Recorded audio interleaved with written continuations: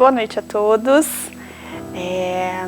Queria agradecer o convite de estar mais uma vez reunidos aqui com vocês online para conversarmos um pouquinho sobre o que a gente tem vivido, sobre esses meses bem diferentes que temos passado e analisando, tudo que tem acontecido. Eu pensei em propor uma reflexão para todos nós sobre o Conhece-te a ti mesmo. Existe um programa que eu gosto muito, ele passa no canal fechado e é sobre uma médium nos Estados Unidos. Não sei se vocês já tiveram a oportunidade de assistir.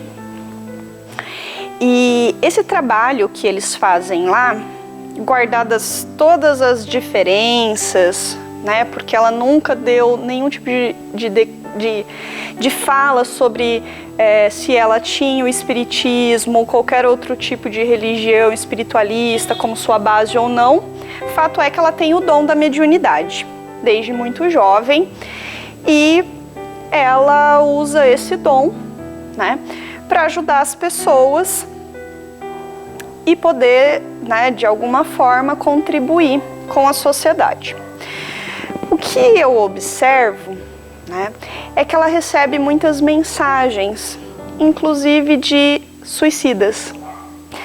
E aproveitando, o momento, estamos em setembro, finalzinho de setembro, e a gente tem esse mês como um marco de prevenção ao suicídio. Algo que a gente ainda às vezes fala muito pouco, de forma aberta, ampla. A saúde mental no país é muito debilitada, você não encontra suporte gratuito. Até mesmo quando você precisa, depois de um episódio muito traumático, você tem muita dificuldade de encontrar esse suporte. E ainda hoje em dia não é tão acessível você encontrar psiquiatra, psicólogos, terapeutas que te deem esse tipo de suporte para você lidar com todas essas emoções. Então, analisando tudo isso, o Conhece-te a ti mesmo, as mensagens que ela traz sobre suicidas, em geral, são várias e várias pessoas que se inscrevem, no programa dela, tentando um dia, a oportunidade de receber uma visita dela. Não sei se paga, se não paga, esse não é o X da questão. Mas ela tem um dom verdadeiro, Ela já trabalha com isso há muitos anos, faz programa. Acho pouco provável que se ela fosse uma charlatã já não a teriam desmascarado. E o tipo de mensagem que ela traz, ela tem o mesmo cunho que o Espiritismo diz que seria o propósito da comunicação com os espíritos, que é trazer o conforto, o alento, aquela mensagem que é capaz de fazer com quem fica conseguir seguir adiante. Esquecer, jamais, uma mãe jamais vai esquecer do seu filho, mas ela pode nessa mensagem receber um conforto, pode receber um perdão, pode ser capaz de perdoar e saber que foi, que a pessoa recebeu esse perdão lá. E por que eu tô falando sobre isso e trazendo o Conhece-te a ti mesmo? A proposta, da terapia é sempre que você olhe para dentro, que você se olhe, que você procure se conhecer. E antes de ontem, eu estava lá passando lá no Facebook, lá na timeline, e estava vendo, aquelas fotos que o pessoal coloca sobre as pessoas que se suicidaram e tinha postagens, fotos, vídeos dessas pessoas pouco tempo antes, de como elas estavam, como elas, né, se comportaram pouco tempo antes de cometerem o suicídio ou pelo menos tentarem. E aí, dessa vez, eu já tinha visto essa postagem algumas outras vezes, mas dessa vez me veio uma posição diferente da reflexão. Mediante tudo que eu já ouvi dos parentes que ficam aqui, que sempre fica um sentimento de culpa muito grande dos que ficam. Eu não percebi, eu poderia ter feito mais, se eu tivesse notado. E uma coisa que a gente percebe é que, infelizmente, às vezes as pessoas que estão passando pelo processo de depressão, de qualquer outro tipo de transtorno, elas se fecham. E muitas vezes, quem está à sua volta, pode ser por, né, falta de percepção, por falta de, enfim, de tempo, de empatia, pode ser o que for, mas às vezes não é. Às vezes, a pessoa que está sofrendo, ela esconde o que ela está sentindo. Tanto é que a maioria das fotos nessa postagem que eu estou falando são de pessoas que estavam sorrindo e tem lá, essa foto foi tirada poucas horas antes dela cometer suicídio. Eu, particularmente, não tenho nenhuma habilidade para olhar e dizer, se eu ver uma foto dessa sem legenda, essa pessoa está com depressão. Como é que a gente vai adivinhar? Ou, se não é adivinhar, como é que a gente vai ajudar sem a pessoa expressar esse pedido de ajuda? Na maioria das vezes ele é implícito, né? E ele é muito implícito em alguns lugares, em algumas famílias. Algumas famílias, né, como depoimento, ali conversando com a médium, por exemplo, dizem: nós não sabíamos, nós não tínhamos percebido. Se nós soubéssemos, nós teríamos tentado fazer alguma coisa diferente. Então, a minha sugestão para quem sofre com depressão, e em qualquer momento da vida a gente pode sofrer,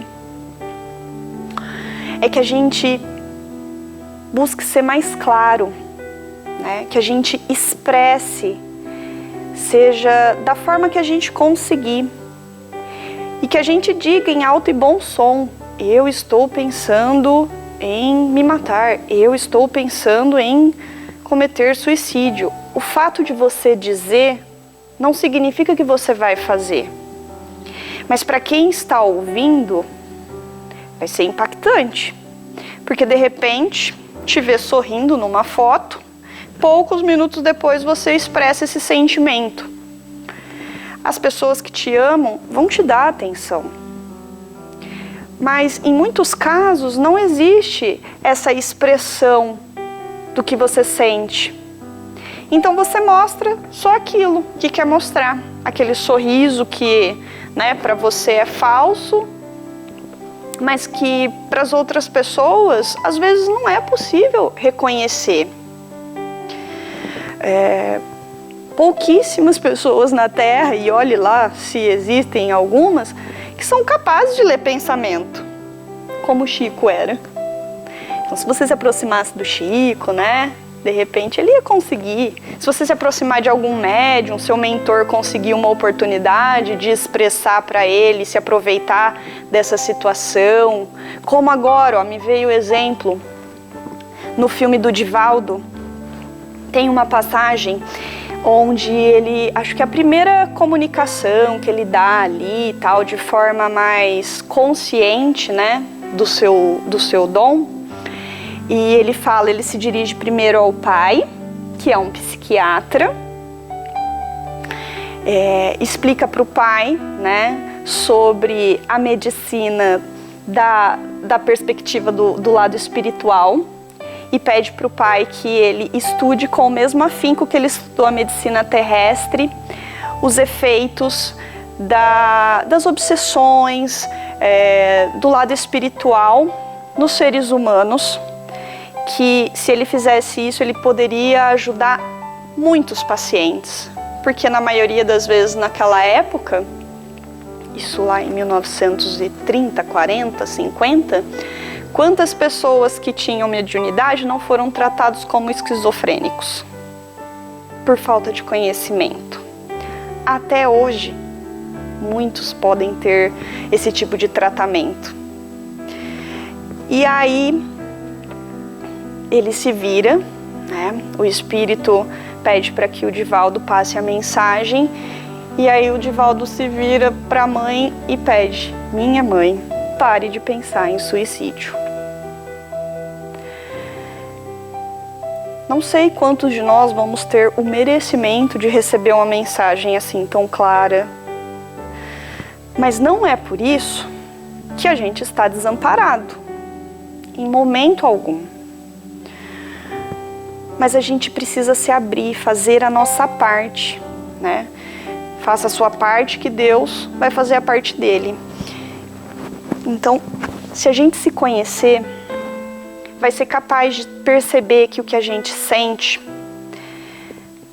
não está fazendo bem para nós. Automaticamente, nós vamos ser capazes de expressar com mais clareza para quem está à nossa volta essas angústias que a gente sente. E pode ser que a gente consiga, assim, receber tratamento, diluir diferenças que podem existir realmente, mas que podem existir somente para você. Situações que ficaram mal resolvidas no seu passado, na sua infância, que refletem até hoje na sua vida. Então, conhece-te a ti mesmo é uma máxima extremamente antiga, né? Sócrates foi quem expressou ela. Ela é mencionada de novo no Livro dos Espíritos como uma forma de transformação. E uma das propostas do Espiritismo é a renovação, né? A reforma íntima. E a gente não reforma algo que a gente olhe e diga, não precisa de reforma.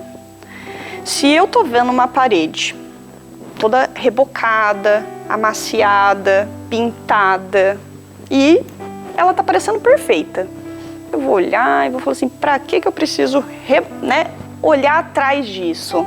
Mas de repente por trás tem uma infiltração muito grande, que tá ali corroendo, e ali é seu inconsciente.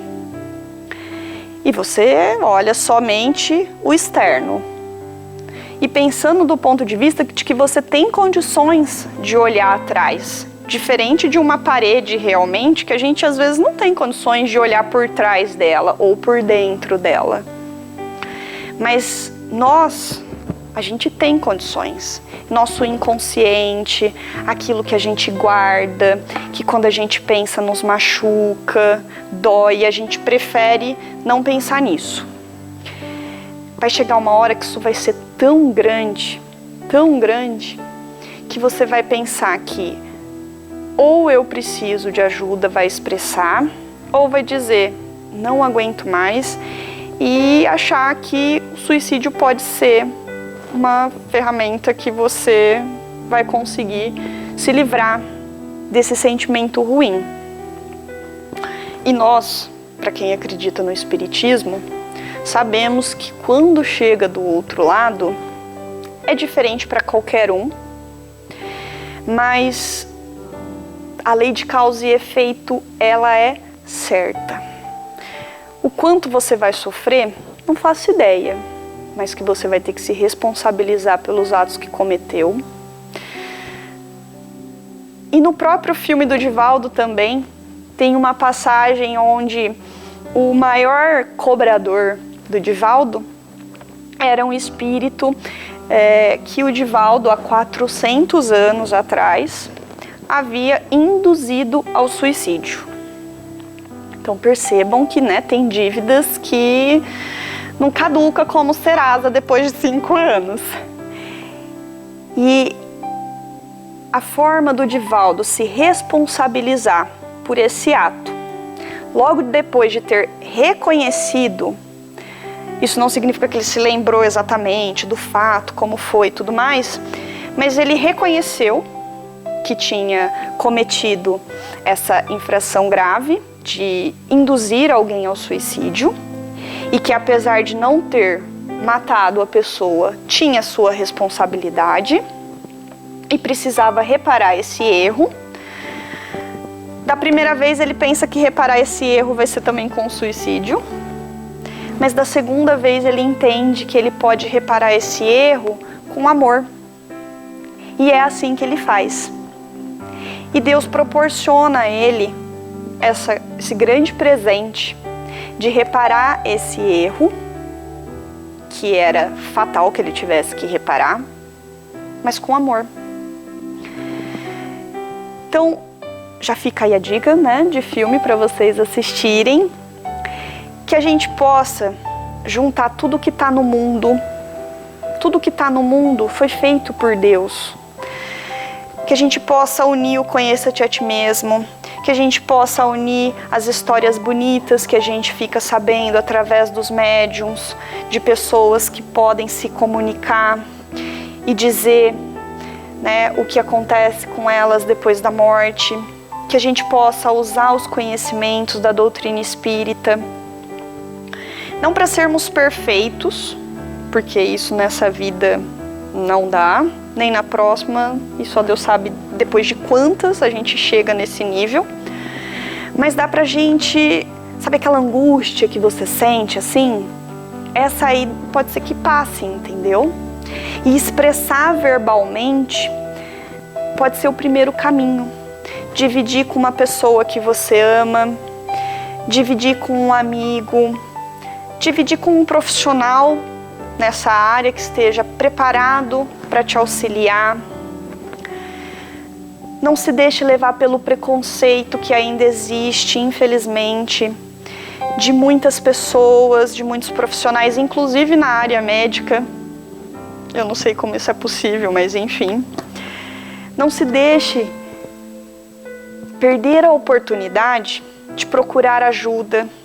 Se você procurou um bom médico e ele te receitou um remédio, use como a prescrição médica. Não se deixe levar pelas pessoas que dizem que eles vão viciar, que você não deve tomar medicamento, que isso é falta de fé. Não, cada um sabe onde dói.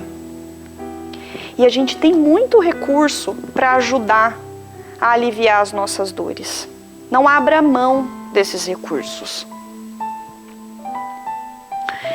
E por fim, se você não tiver a oportunidade de procurar ajuda profissional, como infelizmente muitas pessoas não têm, que você possa fazer como a Monja Coen, respondendo uma pergunta de alguém que se dizia, né, em extrema tristeza e não sabia o que fazer. E eu achei muito interessante. A Monja Coen começa com: faça o que você é capaz. Se você passa o seu tempo inteiro deitado na sua cama, comece a observar os lençóis em que você está deitado. Passe sua mão, sinta a textura, veja se fica quente, se fica frio. Observe se ele é colorido, se ele é liso. Se você conseguir, tire seus pés da cama, sinta o chão se você estiver descalço. Se movimente, olhe para os lados, sinta seu corpo, olhe para o teto, sinta o calor ou o frio. Perceba que essas coisas que realmente importam, que nos são dadas gratuitamente por Deus, como respirar, se observe. Se você conseguiu levantar da cama, se você tiver uma janela, vá até a janela. Veja se é dia, se é noite, se hoje fez sol, se fez chuva. Se tem um passarinho, que tipo de passarinho. Tome banho. Pode ser que você esteja vários dias sem tomar banho. Sinta a água caindo sobre o seu rosto. Se apalpe, se observe. Sinta que você ainda é capaz de ter percepção, de ter sentido. E esses são os primeiros passos. Faça isso repetidas vezes. Aumente a quantidade de coisas que você observa, que você sente.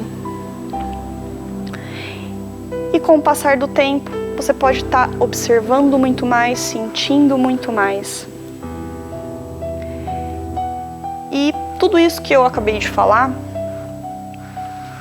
que é uma tentativa de dizer o que a Monja Coen, disse de forma tão maestral, é muito possível de todos nós fazermos. Não depende de dinheiro, de classe social, de gênero, de nada. Depende só da nossa vontade primária de todo ser humano de viver. Então, com isso, eu convido todos vocês a aproveitarem esse momento ímpar, onde nunca tantos profissionais se uniram para produzir conteúdo de qualidade, que estão na internet, à nossa disposição, para servir de alento para todas as nossas dores. Qualquer coisa, absolutamente qualquer coisa que você digitar no Google, no YouTube, você vai achar um vídeo de alguém. E tem muito profissional bom que percebeu que precisava dar a sua contribuição para a sociedade. Porque tem muita gente adoecendo. Tem muita gente que, se não morrer de coronavírus, pode morrer de qualquer outra coisa, inclusive de tristeza. Quantas pessoas idosas de grupo de risco estão isoladas, sozinhas, em pânico, porque, grupo de risco, preciso ficar isolada, mas a gente já está indo para quase 6 meses.